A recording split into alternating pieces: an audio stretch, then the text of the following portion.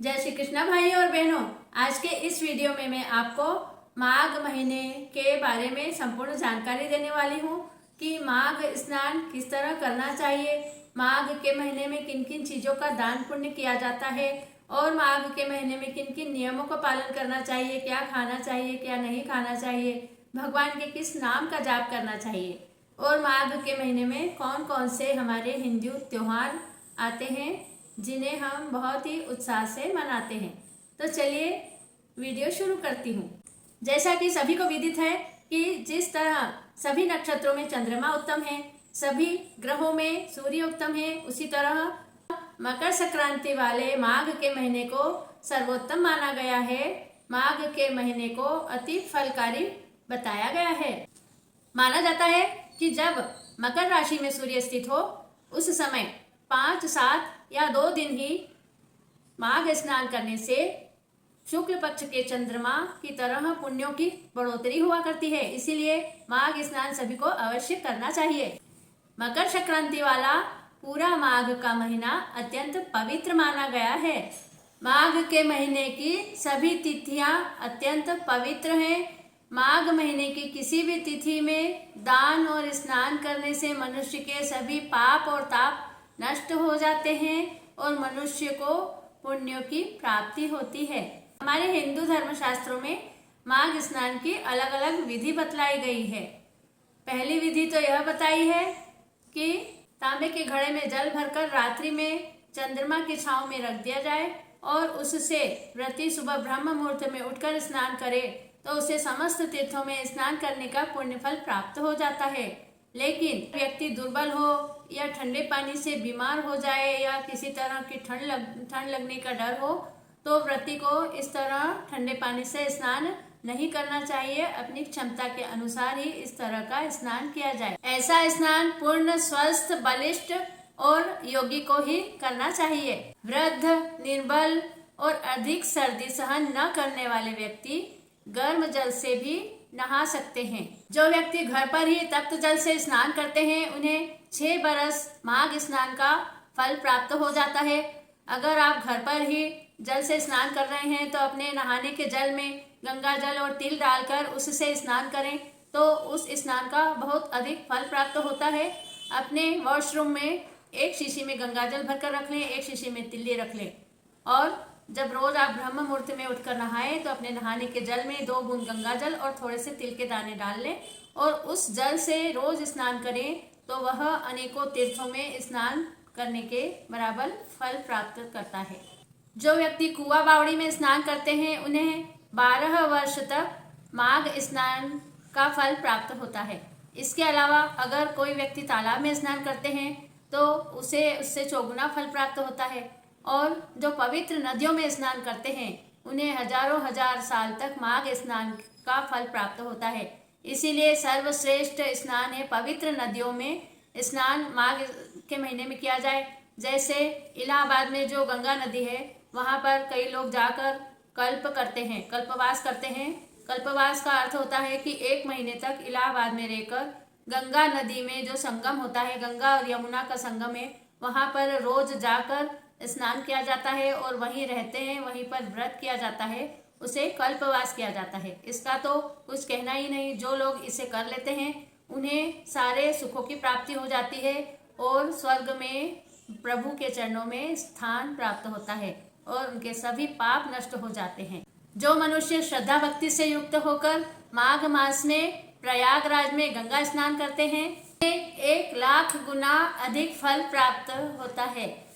हिंदू धर्मशास्त्रों में बताया गया है कि ब्रह्मा जी ने प्रयागराज की रचना ही इसलिए की है कि मनुष्यों के जितने भी पाप हों वो सभी पाप प्रयागराज में यमुना और गंगा के संगम में स्नान करके सारे पाप नष्ट हो जाएं और मनुष्य को मोक्ष की प्राप्ति हो। हमारे हिंदू धर्मशास्त्रों में माघ के महीने को माधव महीना भी कहा जाता है और इसीलिए इस महीने में भगवान लड्डू गोपाल की माधव रूप में पूजा सेवा करनी चाहिए। सुबह ब्रह्म मुहूर्त में उठकर आप स्नान ध्यान करिए, नित्य कर्मों से निवृत्त होकर और भगवान श्री माधव की विधि विधान से पूजा करें। अच्छे अच्छे नए नए वस्त्र धारण करवाएं, उनका श्रृंगार करें और उन्हें पीले फूल बहुत अधिक पसंद है तो पीले फूल चढ़ाएं। माधव के महीने में भगवान लड्डू गोपाल को तिल अर्चन करना बहुत अधिक फलकारी माना गया है। इस माघ के महीने में तिल का दान करना बहुत फलकारी माना गया है। पूरे महीने आप रोज तिल अर्चन कीजिए और उस तिल को इकट्ठा कर लें और लास्ट दिन उस तिल का किसी ब्राह्मण को दान कर दें। तिल गुड़ से बने हुए वस्तुओं का भगवान लड्डू गोपाल को भोग लगाना चाहिए और तिल गुड़ के मिष्ठान का दान करना अति पुण्यकारी माना गया है। माघ के महीने में प्रतिदिन तिल और गुड़ का दान करना चाहिए। एक कटोरी में तिल लेकर उसमें गुड़ रखकर और उसके ऊपर दीपक और दक्षिणा रखकर दीपदान करना चाहिए। प्रत्येक व्यक्ति को श्रद्धा भक्ति से युक्त होकर माघ स्नान प्रारंभ करना चाहिए। स्नानार्थी को पौष शुक्ला एकादशी से ही माघ स्नान और व्रत प्रारंभ कर देना चाहिए। माघ मास में केवल 3 दिन के स्नान से उस पुण्य फल की प्राप्ति हो जाती है जो सहस्त्र अश्वमेघ यज्ञों के करने से होती है। माघ मास में गंगा यमुना संगम पर स्नान करने का सौभाग्य मिल जाए तो उसके पुण्य फलों की गणना खुद धर्मराज भी नहीं कर सकते हैं।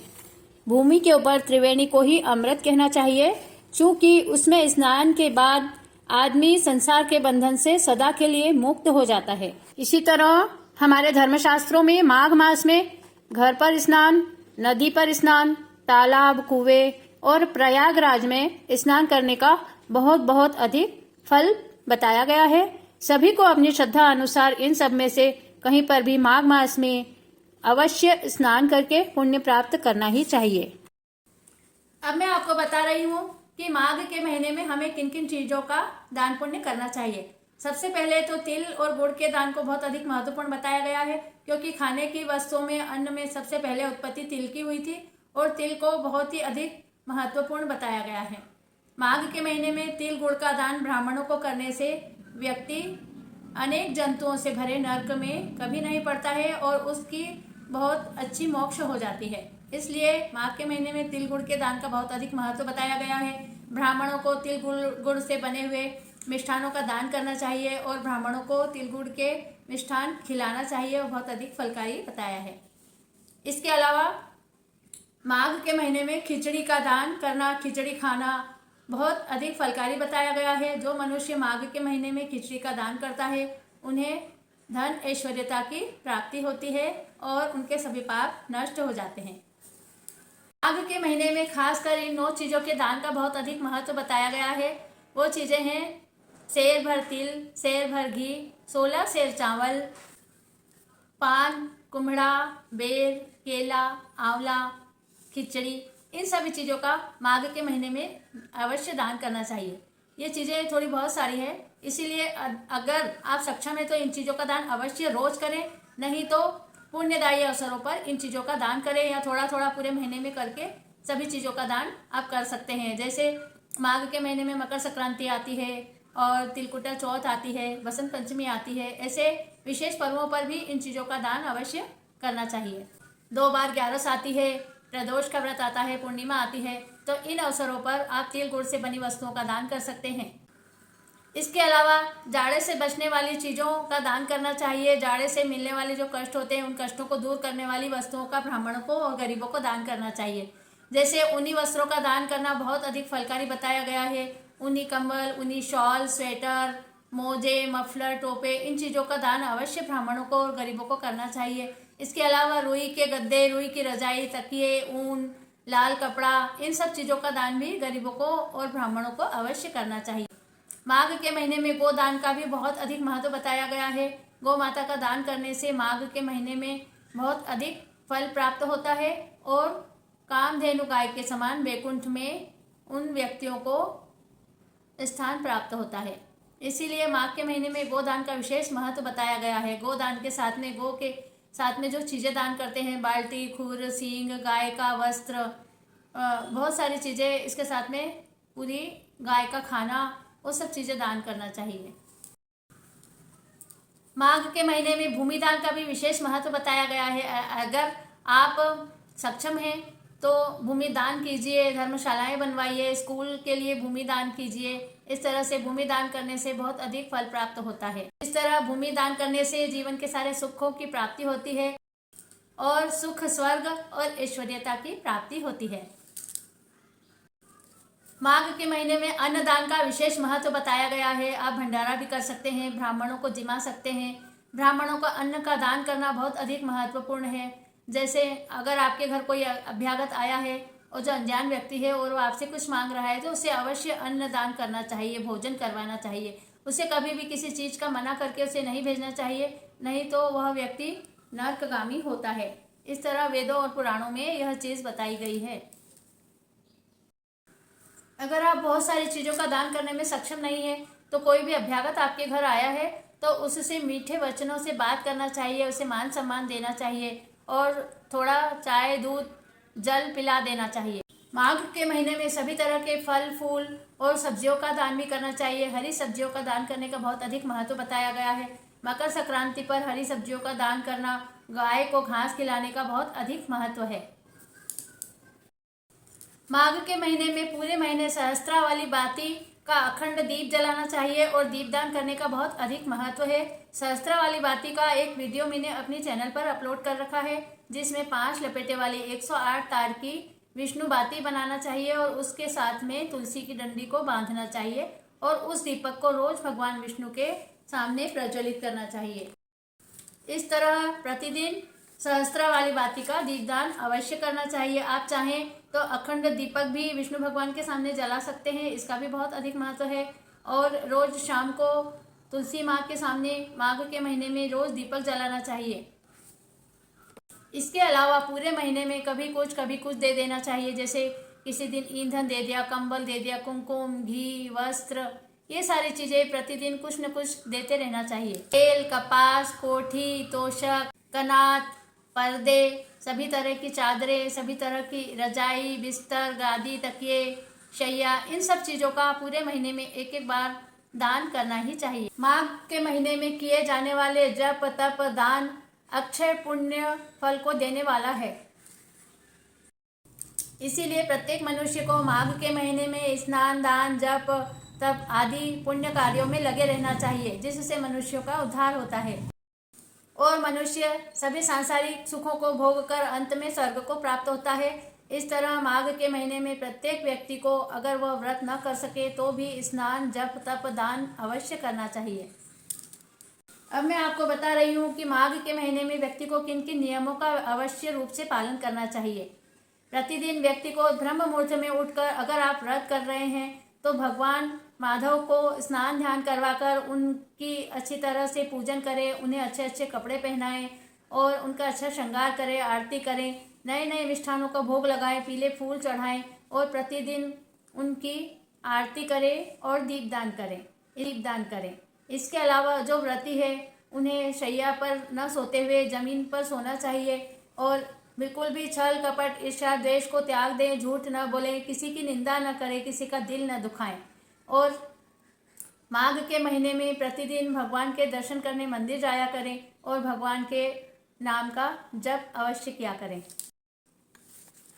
माघ स्नान करने वाले व्यक्ति को काम, क्रोध, चुगली, चोरी, जारी आदि सब प्रकार के अवगुणों को अपने चित्त से निकाल देना चाहिए। माघ स्नान करने वाले व्यक्ति को काम, क्रोध, मद, लोभ, ईर्ष्या, द्वेष, छल, कपट, असत्य भाषण, हिंसा, चुगली, चोरी आदि सभी अवगुणों को त्याग कर अपने चित्त को भगवान के भजन में, भगवान की भक्ति में लगाना चाहिए। फिर आप एक समय भोजन करके भी नहीं रह सकते हैं तो आप एक समय फलाहार और एक समय भोजन कर सकते हैं और इसके अलावा भी आप अल्पाहार भी ले सकते हैं। इस तरह माघ स्नान करके और इसका व्रत करना चाहिए। जो व्यक्ति व्रत नहीं कर सकता है वह बिना व्रत करते भी अगर स्नान कर ले और इसके नियमों का पालन कर ले, दान पुण्य कर ले तो भी यह बहुत अधिक पुण्यदायी माना गया है। तो बासी और झूठा भोजन नहीं करना चाहिए, अपाच्य भोजन नहीं करना चाहिए और किसी दूसरे का अन्न नहीं खाना चाहिए।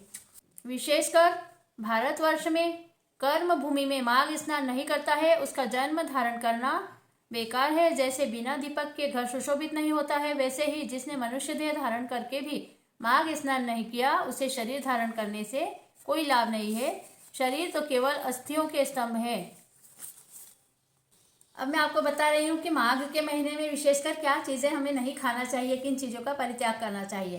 तो माघ के पवित्र पावन महीने में व्यक्ति को खासकर मूली नहीं खाना चाहिए और मूली का दान भी नहीं करना चाहिए। इसके अलावा कद्दू, गोभी और मसूर की दाल, इन चीज़ों का भी भक्षण नहीं करना चाहिए। भूरे कोले जो होते हैं, उसकी मिठाई रहती है, वह भी नहीं खाना चाहिए। इस तरह माघ के महीने में सात्विक भोजन करें। भगवान को जो भोजन बना है उसका अवश्य भोग लगाकर ही उस प्रसाद को ग्रहण करें और इस तरह से पूरे महीने सात्विक भोजन करके माघ स्नान का पुण्य फल प्राप्त करें। माघ के महीने में पूरे महीने माघ की कथाओं को श्रवण करना चाहिए। मैं अपने चैनल पर प्रतिदिन एक माघ की कथा, माघ महात्म्य का वीडियो अपलोड करूंगी, जिसे आप प्रतिदिन अवश्य सुनें। माघ के महीने में प्रतिदिन ओम गोविंदाय नमो नमः का जाप करें, ओम नमो भगवते वासुदेवाय का जाप करें और ओम नमो नारायणाय का जाप करें। इन तीनों मंत्रों का जाप प्रतिदिन करना चाहिए। अगर आपसे हो सके तो रोज इन मंत्रों की एक माला का जाप अवश्य करें। मंत्रों का प्रतिदिन जाप करता है उन्हें सद्गति प्राप्त होती है और वह सभी सुखों को भोगता हुआ वैकुंठ का वासी होता है। इसलिए इन सभी मंत्रों का माघ के महीने में विशेषकर जाप अवश्य करें। इस तरह मैंने आपको माघ के महीने की जानकारी दी है कि इसमें किस तरह स्नान ध्यान करें, किन वस्तुओं का दान पुण्य करें और किस तरह से नियमों का पालन करें। आशा है आपको मेरा वीडियो पसंद आया होगा और आप अगर मेरे चैनल पर नए हैं तो मेरे चैनल को अवश्य सब्सक्राइब कर लीजिए और इस वीडियो को अधिक से अधिक शेयर कीजिए, जिससे सभी इसका लाभ उठा सकें। धन्यवाद। जय श्री कृष्णा।